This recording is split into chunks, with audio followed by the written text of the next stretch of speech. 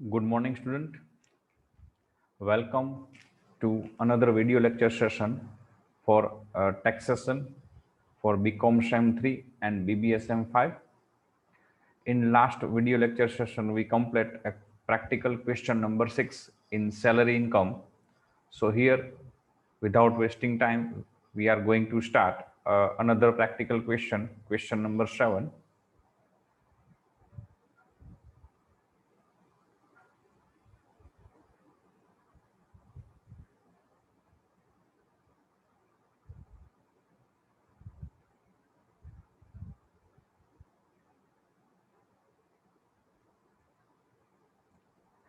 As you seen on your screen, there is question number 7.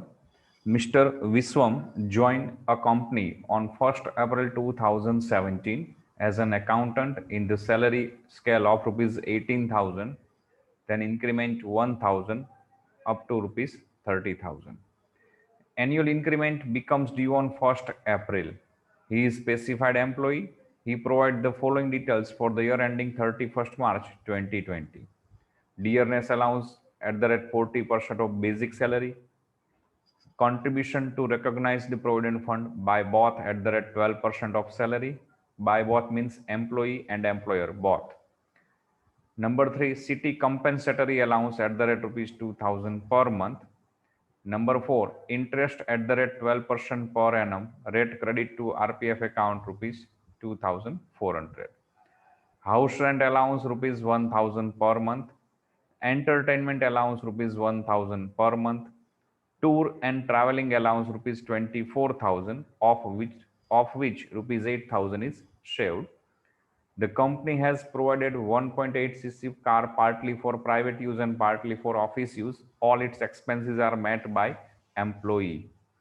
Number 9, free education is provided to 2 children in a school run by the company. Average monthly cost of such education is in a similar school is rupees 1,000 per child. Number 10, a company pay rupees 600 for gas water facility for his personal use.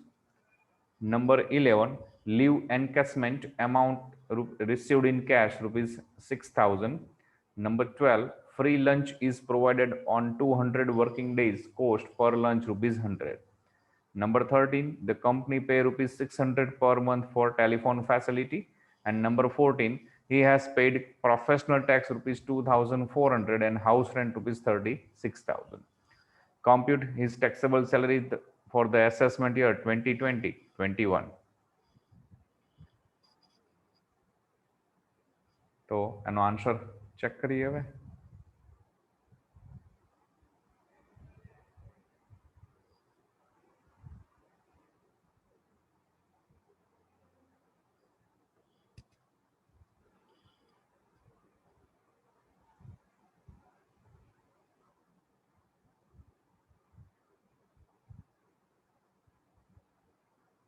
Okay. Answer number 7. Statement showing taxable salary income of Mr. Vishwam, previous year 2019-20, assessment year 2020-21. Number 1, there is a basic salary. Now we have to do some work note to calculate how much basic salary.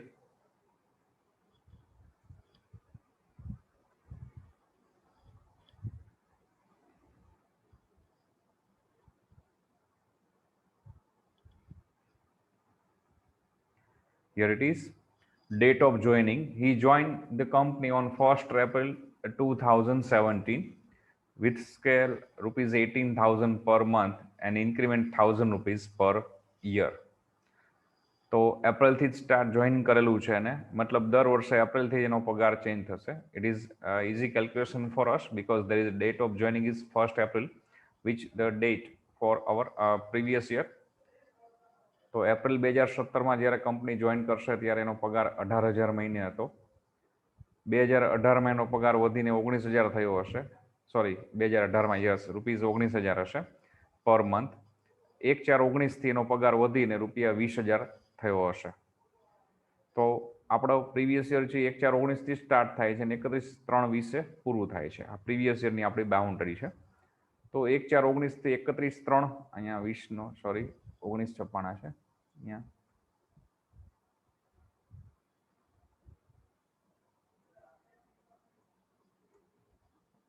31/3/20 yes.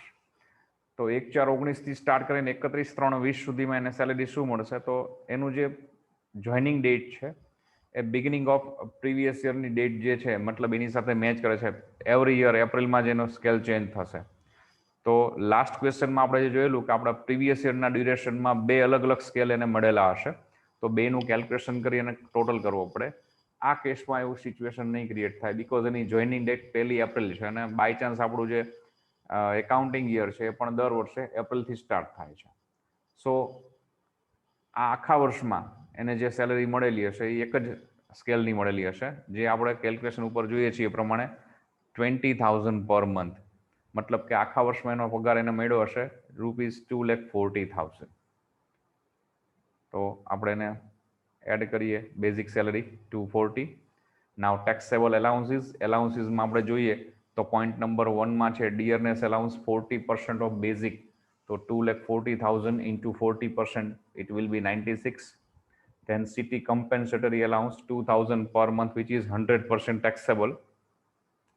House rent allowance એના માટે આપણે calculation કરેલું છે, જોઈએ આપણે એનું work note. House rent allowance માટે અહીંયા salary means basic salary only, because dearness allowance મળે છે બટ રિટાયરમેન્ટ પર્પઝ માટે એના સેલરી સ્કેલમાં કેલ્ક્યુલેશનમાં કન્સિડર કરવાનું છે એવી ઇન્ફોર્મેશન નથી.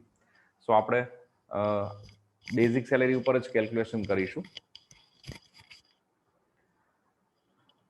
Exemption limit the least amount is exempted. 3માંથી જે ઓછી રકમ હશે એ કરમુક્ત ગણાશે. First one, rent paid over 10% of salary. ખરેખર જે ભાડું ચૂકવેલું છે પગારના 10%થી જેટલું વધુ ચૂકવે. તો આપણને ક્વેશ્ચનમાં લાસ્ટ કન્ડિશન 14 નંબરમાં આપેલું છે કે હાઉસ રેન્ટ એલાઉન્સ અને હાઉસ રેન્ટ એને 36,000 રૂપીઝ પે કરેલું છે. તો એમાંથી સેલેરીના 10% આપણે લેસ કરીશું. So 36,000 less 24,000. How it is 24? There is 10% of basic. So 2,40,000 into 10%, it will be 24,000, which less from 36. So balance 12,000. Then actual house rent allowance received. He received ₹1,000 per month as a house rent allowance. So 1,000 into 12 is equal to 12,000. And 40% of salary, there is 2,40,000 salary into 40%, it will be 96,000. Then which one is lower? There is two amount equal, so any one is considered as a exempted. So there is 12,000 is exempted. Now we have to calculate taxable salary. Taxable કઈ રીતે ગણીશું? તો actual house rent allowance received ખરેખર જે મળ્યું છે એમાંથી એક્ઝેમ્પ્ટેડ less કરીએ તો બેલેન્સ ફિગર ટેક્સેબલ. તો એકચ્યુઅલી પણ એને 12,000 જ મળેલું છે અને લોએસ્ટ એમાઉન્ટ પણ 12,000 જ છે. It means there is no taxable data or taxable amount in house rent allowance. So this way house rent allowance nil. Entertainment 100% taxable છે નોન ગવર્મેન્ટ એમ્પ્લોય માટે. So 1,000 into 12, 12,000. Tour and traveling allowance, આ એક કન્ડિશનમાં છે, આ એક ક્રાઇટેરિયામાં છે કે આ એલાઉન્સ જે મળે છે એમાંથી જેટલું સેવ થાય ટેક્સેબલ, એક્સપેન્સીસ જે કરે છે ઇન્કર્ડ જે છે ખર્ચ કરેલો એ એક્ઝેમ્પ્ટેડ. હિયર આપણને ડેટા આપેલો છે આ ક્વેશ્ચનમાં કે there is out of tour and travelling allowance he save ₹8,000, 8,000 રૂપિયાને બચાવેલા છે, which is considered as a taxable. Okay, so total taxable allowances નો આવશે 1,40,000. 96 plus 24 plus 12 plus 8. Now bonus નથી આપેલું, ડેશ કમિશન નથી આપેલું, dash employers contribution to RPF in excess of 12% of salary. માલિકનો માન્ય provident fund ખાતામાં પગારના 12%થી વધુ ફાળો. તો આપણને કન્ડિશન નંબર 2માં જ આપેલું છે, both contributed at the rate 12% of salary. એટલે એમ્પ્લોય પોતે મિસ્ટર વિશ્વમ અને એની જે કંપની છે એ બંને પીએફમાં 12% જ કોન્ટ્રીબ્યુશન આપે છે. તો વિશ્વમનું કોન્ટ્રીબ્યુશન તો અત્યારે આપણે કન્સિડર નથી કરવાનું, પણ કંપની 12% જ કોન્ટ્રીબ્યુશન આપે છે, મતલબ 12%થી વધારે કોન્ટ્રીબ્યુશન છે જ નહીં. So there is taxable dash. Then interest credited to PF account in excess of at the rate 9% of per annum. તો અહીંયા ઇન્ફોર્મેશન નંબર 4માં છે 12%ના બેઝ ઉપર એમાં ₹2,400 ઇન્ટરેસ્ટ ક્રેડિટ થયેલું છે. ઇટ મીન્સ 2.5% એક્સેસ ઓફ 9.5, 9.5% 2.5% વધુ દરે જમા થયું છે. તો 2400 ઇન્ટુ 2.5 ડિવાઈડ બાય 12 કેલ્ક્યુલેટ કરો એટલે 500 રૂપીઝ ટેક્સેબલ આવશે. નાવ ટેક્સેબલ પરક્વિસાઇટ્સ, કરપાત્ર સવલતો, તો જેમાં કાર ફેસિલિટી છે, ફ્રી એજ્યુકેશન ફેસિલિટી છે, ગેસ વોટર ફેસિલિટી છે, લીવ એન્કેસમેન્ટ છે, ફ્રી લંચ, ફ્રી ટેલિફોન, આ બધી જે કેલ્ક્યુલેશન છે જોઈએ આપણે. વેરી ફર્સ્ટ કાર ફેસિલિટી છે. તો કાર ફેસિલિટીમાં કંપનીએ 1.8 સીસીની કાર એને આપેલી છે. ડ્રાઈવરની કોઈ ઇન્ફોર્મેશન નથી, મતલબ વિધાઉટ ડ્રાઈવર, અને એનો યુઝ 50-50 છે, પર્સનલી અને પ્રોફેશનલી બંને યુઝ છે.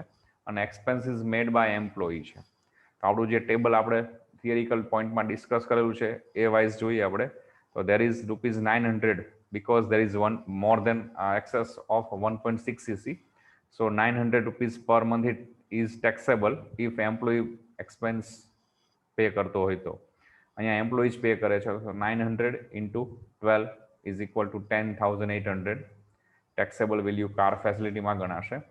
Free education facility to children, per month 1000 રૂપીઝનું એક્સપેન્સીસ બેર કરે છે કંપની. અને બીજી આવી સિમિલર સ્કૂલ છે એમાં પણ 1000 રૂપીઝ આના ચાર્જ થાય છે. તો રૂલ્સ પ્રમાણે 1000 રૂપીઝનો એક્સપેન્સ બેર કરે કંપની ચિલ્ડ્રન એજ્યુકેશન માટે. Be remember, it is not allowance, it is a facility. એના બાળકો બીજી કોઈ સ્કૂલમાં ભણે છે, એના માટે એની ફી કંપની પે કરે છે. તો દર મહિને 1000 રૂપિયા બાળક દીઠ કંપની ભોગવે છે. તો એ એક્ઝેમ્પ્ટેડ છે. 1000થી ઉપર થતા હોય તો એ ટેક્સેબલ છે. ત્યાં નંબર ઓફ ચાઇલ્ડ ઉપર કોઈ રિસ્ટ્રિક્શન નથી, પણ અહીંયા એનો એક જ બાળક છે એવી સૂચના છે. અને કદાચ એકથી વધુ બાળકો ભણતા હોય અને કંપની પે કરતી હોય એની ફી, તો પણ કોઈ રિસ્ટ્રિક્શન નથી નંબર ઓફ ચાઇલ્ડ ઉપર. એજ્યુકેશન ફેસિલિટીમાં એજ્યુકેશન એલાઉન્સ છે, ફ્રી એજ્યુકેશન એલાઉન્સ, એમાં રિસ્ટ્રિક્શન છે maximum for 2 child. Number 3, gas water facility. તો ગેસ વોટરનું બિલ પણ એના ઘેર યુઝ કરે છે એનું કંપની પે કરે છે, પણ એ પોતે પર્સનલ યુઝ માટે એનો યુઝ કરે છે. સો 100% ટેક્સેબલ, 6000 ફૂલ એમાઉન્ટ. પછી છે લીવ એન્કેસમેન્ટ રિસીવડ ઇન કેશ, રજાનો પગાર એને ડ્યુરિંગ જોબ ચાલુ હોય અને લીવ એન્કેસમેન્ટ ફ્રી કરાવે, છોડાવે છે, પૈસા ફ્રી કરાવે છે, તો એ ટેક્સેબલ છે. તો લીવ એન્કેસમેન્ટ, રજાનો પગાર એને સામાન્ય રીતે એવું હોય છે કે નિવૃત્ત થાય ત્યારે બધા એક સાથે મળે તો એ એક્ઝેમ્પ્ટેડ હોય છે, પણ ડ્યુરિંગ જોબ કન્ટિન્યુ ચાલુ હોય જોબ અને એ દરમિયાન રજાનો પગાર જે એને મળેલો હોય કે રજા ભોગવેલી નથી તો એનો પગાર એને મળશે એડિશનલ વધારે, તો એ જો એ મેળવશે ડ્યુરિંગ જોબ, એક્ઝિસ્ટિંગ જોબ, તો એ ટેક્સેબલ ગણાશે. સો here it is taxable 100% 6000. Free lunch, કંપનીને 200 વર્કિંગ ડેઝ લંચની ફેસિલિટી પ્રોવાઈડ કરેલી છે અને પર લંચ કંપની 100 રૂપીઝનો કોસ્ટ બેર કરે છે. એઝ પર ટેક્સ રૂલ, પર લંચ કંપની 50 રૂપીઝનું એક્સપેન્સ પે કરે એ એક્ઝેમ્પ્ટેડ છે. મોર દેન 50 રૂપીઝ પર લંચ ઇઝ ટેક્સેબલ. તો અહીંયા આપણે કેલ્ક્યુલેશન છે 100 રૂપીઝ કંપની જે બેર કરે છે એમાંથી less 50 rupees exempted as per rule. So balance 50 rupees is taxable per day per lunch. Here is 200 days lunch facility received by him or provided by company. So 200 days into 50 rupees is equal to 10,000. Last, free telephone facility. So telephone facility exempted છે. So these were total taxable perquisites value ₹32,800. Now total of basic salary plus taxable allowances plus bonus plus commission plus contribution to RPF plus interest to RPF plus taxable perquisites total કરશો એટલે તમને 4,13,300 મળશે, which is gross salary. Then less specific deductions. First standard deduction, which is ₹50,000 on salary, whichever is lower. Obviously salary વધારે જ હોય, so ₹50,000 fixed deduction મળશે. અને second professional tax, તો એ એને ₹2,400 પે કરેલો છે એ અલાઉડ છે. અને એન્ટરટેનમેન્ટ એલાઉન્સ એ ઓનલી ફોર ગવર્મેન્ટ એમ્પ્લોયી છે, તો જ એક્ઝિમ્પ્ટેડનું કન્સિડરેશન કરવાનું આવશે, otherwise it is taxable. So this where ₹52,400 is specific deduction. તો 4,13,300 માંથી 52,400 લેસ કરીએ, so balance figure 3,60,900, which is a taxable salary. Okay.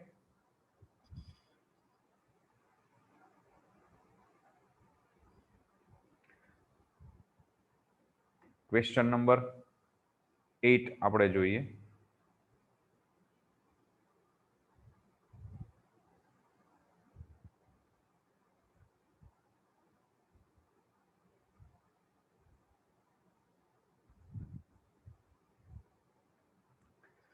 Amidara is the director employee of a Mumbai-based company, and she furnishes the following information for the assessment year 2020-21. Basic pay rupees 15,000 per month, which was increased to rupees 18,000 with effect from 1st July 2019. એનો મૂળ પગાર દર મહિને 15,000 હતો, જે વધીને 18,000 રૂપિયા થાય છે 1/7/2019 થી. Dearness allowance calculated at 50% of basic pay. મોંઘવારી ભથ્થું મૂળ પગારના 50% ગણવાનું છે. નંબર 3, અધર અલાઉન્સીસ, એમાં education allowance rupees 400 per month for 2 children. Hostel allowance rupees 1,000 per month for one child studying in hostel. Entertainment allowance rupees 800 per month. Number 4, a motor car engine capacity 1.4 liter is also provided to her, which is used for both the purpose. All its expenses are borne by the employee. 1.4 cc ની capacity વાળી car company એને આપેલી છે, જેનો બંને હેતુ માટે એ ઉપયોગ કરે છે, અને એના બધા જ ખર્ચ એમ્પ્લોયી એટલે તેની પોતે ભોગવે છે. Number 5, she has been provided a residential flat for which the company is paying rent rupees 9,000 per month. The company has provided household appliances costing rupees 3 lakh and further had hired the furniture for which the company is paying monthly rent rupees 5,000. Company દ્વારા એને એક રહેવા માટે flat મળેલો છે, જેનું ભાડું company 9,000 રૂપિયા મહિને ચૂકવે છે. આ ઉપરાંત એ મકાનમાં કંપનીએ ફર્નિચરની સવલતો પૂરી પાડેલી છે, જે ફર્નિચરની પડતર કિંમત 3 લાખ રૂપિયા છે. એ ઉપરાંત બીજું પણ ફર્નિચર કંપની ભાડે લાવીને આપે છે, જેનું ભાડું કંપની 5,000 રૂપિયા ચૂકવે. મંથલી રેન્ટ 5,000, દર મહિને 5,000 રૂપિયા ભાડું ચૂકવે છે. Number 6, she retired on 31st December 2019 after completing 34 years and 9 months of service. On retirement, the company has paid her the following. તેણી 31/12/2019 રોજ 34 વર્ષ અને 9 માસની નોકરી પૂર્ણ કરી અને નિવૃત્ત થાય છે, અને તેણીને નીચેના પૈસા કંપનીમાંથી ચૂકવેલા છે. Gratuity rupees 5,60,000, leave encashment rupees 1,80,000, refund of recognized provident fund balance rupees 4,30,000 is 29,736. Number 7, the following deductions were made from her salary. નીચેની રકમો એના પગારમાંથી કપાત કરેલી છે. Number A, recovery of loan rupees 24,000 taken for construction of her house. Number B, professional tax rupees 1,800.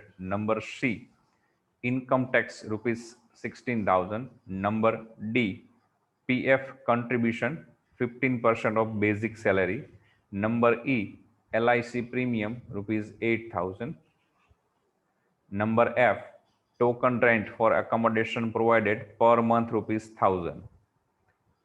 On 1st February 2020, she joined another company at Ahmedabad at a consolidated salary of rupees 30,000 per month. Professional tax deduct rupees 400. Compute her taxable salary income from taxable salary income of the assessment year 2020-21. તો નિવૃત્તિ વાળો question છે, અને નિવૃત્તિ પછી એ બીજી કંપનીમાં પણ જોઈન થયેલી છે. Now let we check answer of this question.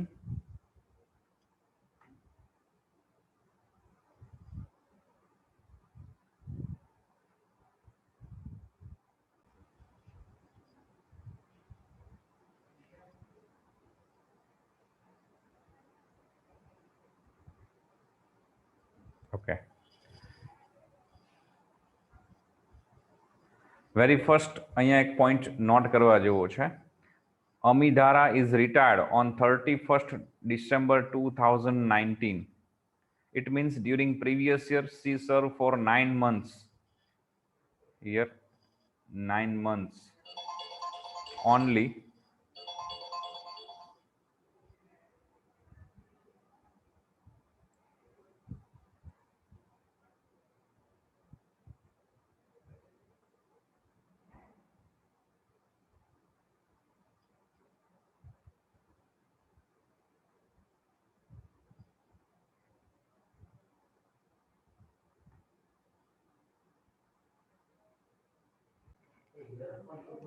Yes, here Amidhara is retired on 31st December 2019. It means during the previous year she served for 9 months only. So all calculation must be for 9 months only. અમિધારા છે આ પાછલા વર્ષમાં 31/12/2019 ના રોજ કંપનીમાંથી નિવૃત્ત થયેલી છે. એટલે કે પાછલા વર્ષ દરમિયાન એને કંપનીમાં 9 માસ માટે જ નોકરી કરેલી છે. તો પાછલા વર્ષની જે કે આપણે પગારની આવક ગણીશું તે ફક્ત 9 માસના સમયના ગાળાને ધ્યાનમાં લઈને જ ગણતરી કરવાની રહેશે.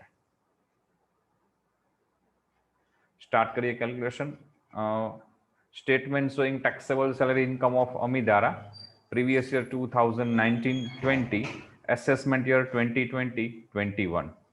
There is a column of particular rupees and rupees. Number one, basic salary. We have to do some work note for first basic salary, how it is calculated.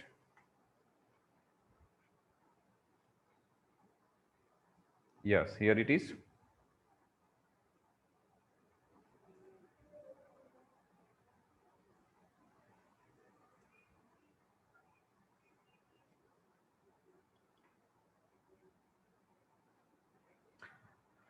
Previous year 2019 to 31st December 2019, it means it is for 9 months.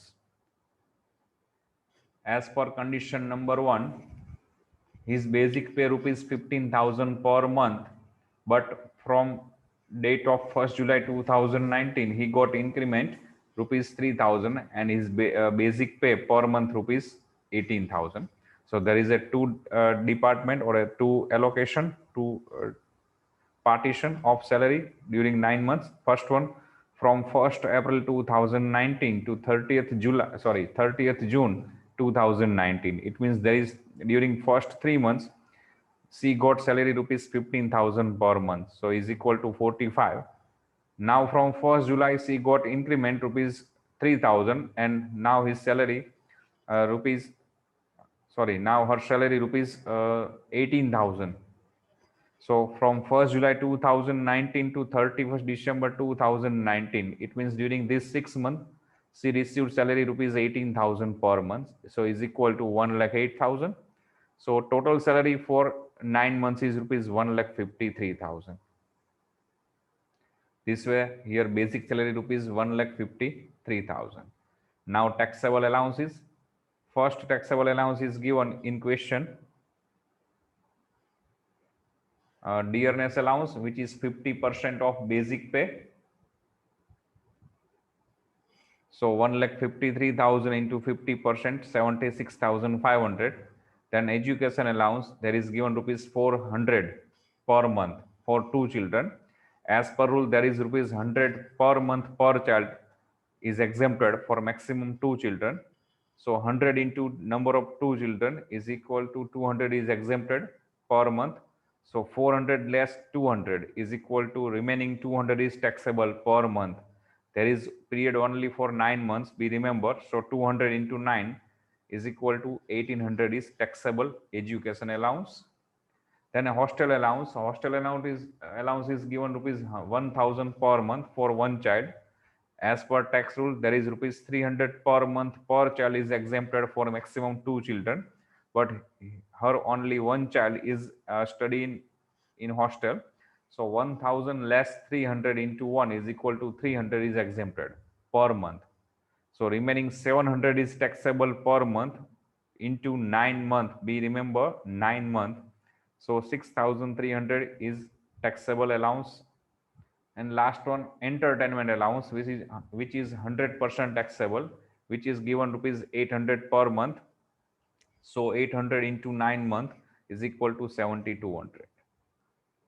This way total taxable allowance is rupees 91,800.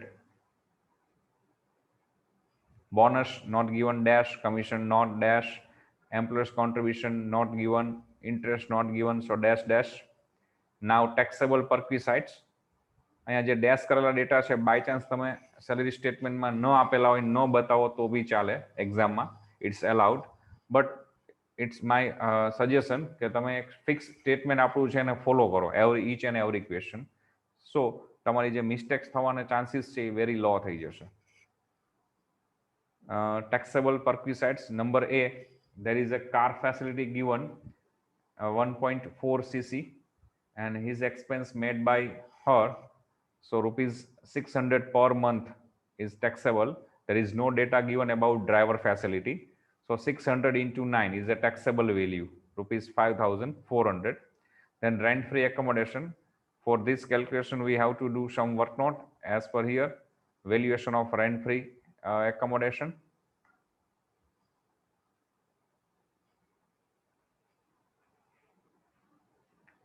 First one we have to calculate BABC salary. First B means basic salary, which is 1,53,000. We already do work note number 1.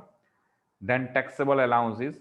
Here taxable allowances means here total of allowance 91,800, but out of this rupees 76,500, which is a dearness allowance, it is not allowed for retirement purpose calculation, so it should be not added into BABC salary. So remaining allowance is taxable allowance is 15,300. No bonus, no commission. So BABC salary 1,68,300. BABC સેલેરીમાં પહેલું basic salary મૂળ પગાર આપણે ગણેલો છે એ પ્રમાણે. Taxable allowances કરપાત્ર ભથ્થાઓ છે એમાં મોંઘવારી ભથ્થું, ડિયરનેસ એલાઉન્સ પગારની નિવૃત્તિના લાભ માટે ઉમેરાય છે એવી સૂચના નથી, તો પગારમાં નહીં ઉમેરીએ. બાકીના એલાઉન્સીસ ટેક્સેબલ છે એનો ટોટલ 15,300. બોનસ કમિશનની કંઈ રકમ નથી આપેલી, સો બીએબીસી સેલેરી થશે 1,68,300. Now we have to check the accommodation is owned by employer or taken on lease or rent by company. મકાનની જે સુવિધા પૂરી પાડેલી છે એ કંપનીની પોતાની માલિકીનું છે કે કંપનીએ રેન્ટ ઉપર લાવીને આપેલું છે. જો કંપનીની પોતાની માલિકીનું હશે તો જે સિટીમાં એકોમોડેશન પ્રોવાઈડ કરેલું છે એ સિટીની પોપ્યુલેશન ઉપર ડિપેન્ડ થશે. પોપ્યુલેશન 10 લાખ કે એનાથી ઓછી હશે તો બીએબીસી સેલેરીના 7.5%. 10 લાખથી વધુ બટ 25 લાખથી ઓછી પોપ્યુલેશન હશે તો બીએબીસી સેલેરીના 10%, અને 25 લાખથી વધારે પોપ્યુલેશન હશે તો બીએબીસી સેલેરીના 15%. It is a value of unfurnished accommodation. But if accommodation is taken on lease or rent by the company, then 15% of BABC salary or actual rent paid by company, whichever is lower, is considered as a taxable value of unfurnished house. જો મકાન કંપનીએ ભાડેથી લાવીને provide કરેલું હશે, આપેલું હશે, તો બીએબીસીના 15% અથવા કંપનીએ જે ખરેખર ભાડું ચૂકવેલું છે એ ભાડું બેમાંથી જે રકમ ઓછી હોય તે. અહીંયા કંપનીએ મકાનની સુવિધા અંગે દર મહિને 9,000 રૂપિયા ભાડું ચૂકવે છે એવું ક્વેશ્ચનમાં આપેલું છે. પોઈન્ટ નંબર 5 તમે રીડ કરશો એટલે તમને ખ્યાલ આવી જશે. સો 15% of BABC salary, here calculation given is 1,68,300 into 15%, which is 25,245, or actual rent paid by company, there is rent per month 9,000, and all calculation depend on 9 months only because she is retired during this previous year. So 9,000 into 9 is equal to 81,000. Which one is lower? Obviously it is 25,245 is the taxable value of unfurnished house. Now we have to add a valuation of furniture. If furniture is owned by employer, then 10% of its original cost should be considered, and if furniture taken on lease or rent, then actual rent paid by company. Here both type of furniture is provided by company. First one owned by company, કંપનીની માલિકીનું furniture જેની valuation 3 lakh rupees આપણને આપેલી છે કન્ડિશનમાં, સો એના 10% 30,000 થશે, but આ annual value હોય. So we have to consider here period always in all calculation. Here calculation for 9 months, so into 9 by 12, is equal to 22,500 and higher furniture છે એનું per month company 5,000 rupees rent pay કરે છે.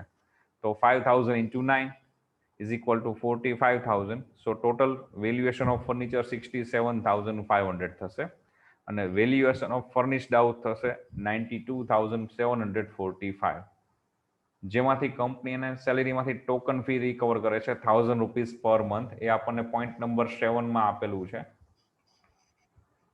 Point number 7 માં F point, token rent for accommodation provided per month 1,000 rupees. So 1,000 into 9 is equal to 9,000 already એની સેલેરીમાંથી deduct થયેલા છે આ સુવિધા બદલ. So the balance rupees 83,745 is the taxable value of accommodation. So taxable perquisites માં આપણે રેન્ટ ફ્રી એકોમોડેશનની વેલ્યુ 83,745, ટોટલ વેલ્યુ થશે 89,145. પછી ફર્સ્ટ ટાઈમમાં ક્વેશ્ચનમાં આવે છે ટેક્સેબલ ગ્રેચ્યુઇટી. રિટાયરમેન્ટનો ક્વેશ્ચન હશે તો જ ગ્રેચ્યુઇટીનો પોઈન્ટ આવશે, અધરવાઇઝ નહીં આવે. તો અહીંયા ગ્રેચ્યુઇટીનો પોઈન્ટ છે work note number 3, calculation of taxable gratuity. ગ્રેચ્યુઇટીમાં આપણે થિયરિકલ ડિસ્કસ કરેલું છે કે બે ટાઈપની ગ્રેચ્યુઇટી હોય છે. એક ગ્રેચ્યુઇટી પેમેન્ટ એક્ટ 1972 પ્રમાણે હોય છે અને એક અધર એમ્પ્લોયી માટે હોય છે. અહીંયા 1972નો ગ્રેચ્યુઇટી એક્ટ પ્રમાણે પેમેન્ટ થયું છે ગ્રેચ્યુઇટીની એવી કોઈ સૂચના નથી. મેં નોટ લખેલી છે here gratuity is calculated as not covered gratuity act 1972. Not covered લખ્યું છે મેં, મતલબ એ પ્રમાણે પેમેન્ટ થાય છે એવી સૂચના નથી.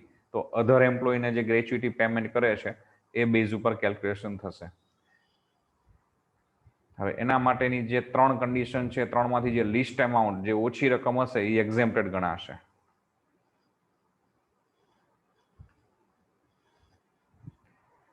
ફર્સ્ટ છે half month salary for each completed year of service.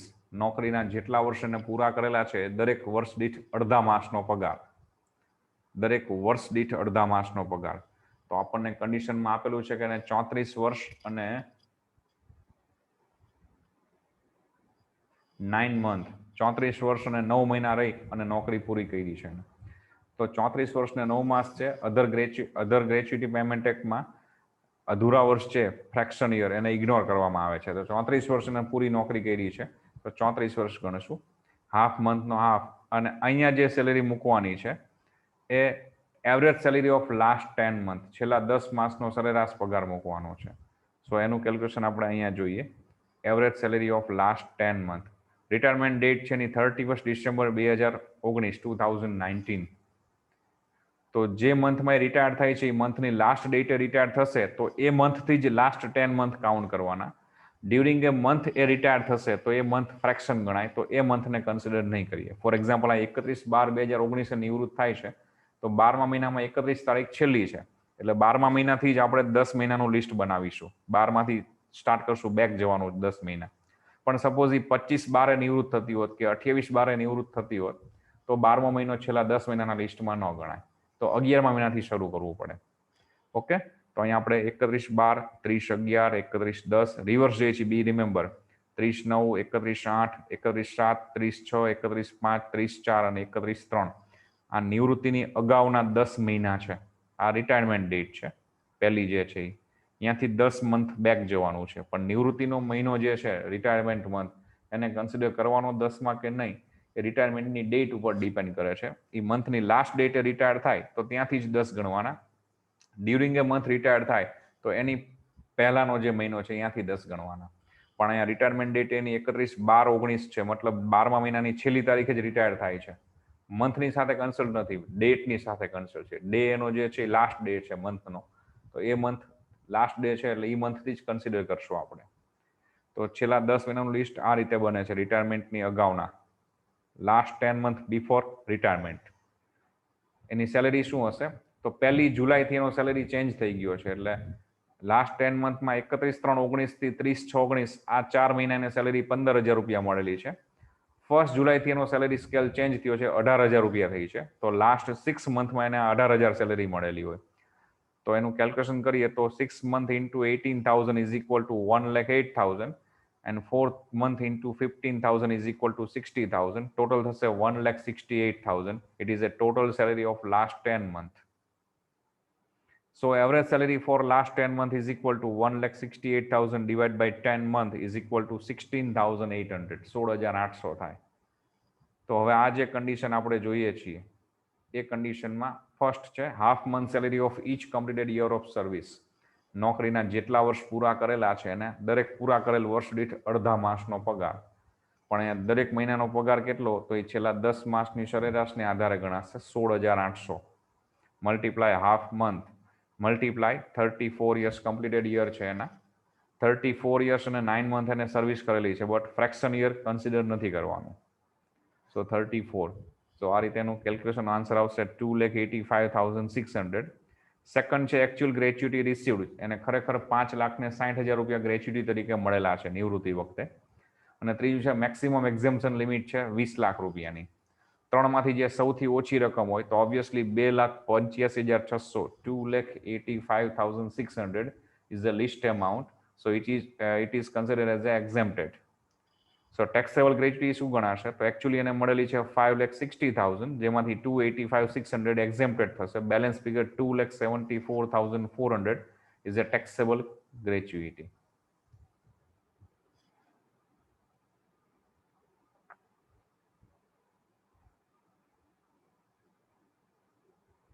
તો અહીંયા આપણે સેલેરી સ્ટેટમેન્ટમાં લખીએ taxable gratuity work note 3 2,74,400. Leave encashment આપણે અગાઉ પણ ક્વેશ્ચનમાં આવી ગયું. મેં તમને એ વખતે બી કન્ડિશન ક્લિયર કરેલી કે રજાનું રોકડમાં રૂપાંતર, કે નિવૃત્ત તમને દર મહિને કે આખા વર્ષમાં જેટલી કેઝ્યુઅલ લીવ મળતી હોય હક રજા એ તમે ન ભોગવો તો તમને એને કેશ એટલે એની સેલેરી એટલી વધારે મળે એડિશનલ. પણ એ સેલેરી તમે at the time of retirement લેશો તો એ એક્ઝેમ્પ્ટેડ છે. ડ્યુરિંગ જોબ તમે ફ્રી કરાવશો, છુટ્ટી કરાવશો, મેળવશો, ધેટ ઇઝ ટેક્સેબલ. તો લાસ્ટ ક્વેશ્ચનમાં લીવ એન્કેસમેન્ટ હજી એની નોકરી ચાલુ હતી ને એને મેળવેલું હતું, સો ટેક્સેબલ હતું. અહીંયા એ નિવૃત્તિ પછી મેળવે છે, so exempted. Same way refund of RPF balance, તમારા પીએફ ખાતામાં જે બેલેન્સ છે એ પણ તમે નિવૃત્તિ પછી લ્યો છો તો એ એક્ઝેમ્પ્ટેડ છે. So this way total salary એની થશે મુંબઈ કંપનીમાંથી.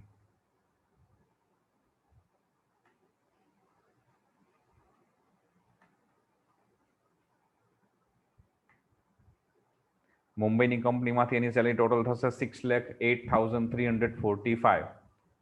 પછી મુંબઈમાંથી નિવૃત્ત થયા પછી 31/12/2019 નિવૃત્ત થાય છે. પછી 1/2/2020 એ બીજી કંપની અમદાવાદમાં જોઈન્ટ કરે છે અને એનો સેલેરી એ વખતે છે 30,000 રૂપિયા પર મંથ.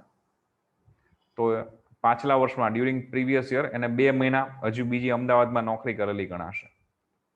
આપણું પ્રીવિયસ યર 31/3/2020 કમ્પ્લીટ થાય છે, પૂરું થાય છે, ત્યાં સુધીની સેલેરી પણ એમાં કન્સિડર કરવાની. તો અમદાવાદની કંપનીમાં એને 2 મહિના લેખે 30,000 ગુણ્યા 2 30,000 ઇન્ટુ 2 60,000 રૂપીઝ સેલેરી અમદાવાદની કંપનીમાંથી મળેલી હશે. સો ટોટલ ગ્રોસ સેલેરીની થશે 6,68,345.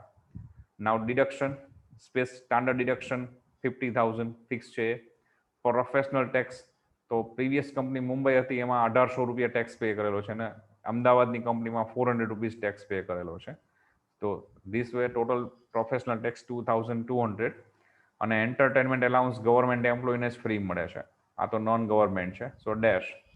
તો 52,200 ડિડક્શન તરીકે અલાઉડ થશે. તો 6,68,345 માંથી 52,200 લેસ કરીએ તો બેલેન્સ ફિગર 6,16,145 એ ટેક્સેબલ સેલેરી એની પ્રીવિયસ યર માટે કન્સિડર થશે. ઓકે, અહીંયા તમારું સેલેરી ચેપ્ટર આપણે કમ્પ્લીટ કરીએ છીએ. પ્રેક્ટિકલ સમ છે, એકદમ ઇઝી ક્વેશ્ચન છે. ફિક્સ સ્ટેટમેન્ટ છે, basic salary, taxable allowances, bonus, commission, મતલબ BABC થયું પહેલું. પછી contribution two RPF excess of 12%, interest credited to PF account excess of 9.5% અને taxable perquisites. આટલું ફિક્સ સ્ટ્રક્ચર છે સેલેરી સ્ટેટમેન્ટમાં. સ્ટ્રક્ચરને બને ત્યાં સુધી દરેક ક્વેશ્ચનમાં ફોલો કરવાનું. અને ક્વેશ્ચનમાં મેં અગાઉ પણ કીધેલું એ પ્રમાણે જે પોઈન્ટ કમ્પ્લીટ થશે એ પોઈન્ટને આપણે કન્સિડર કરતા જઈશું. Okay, thank you.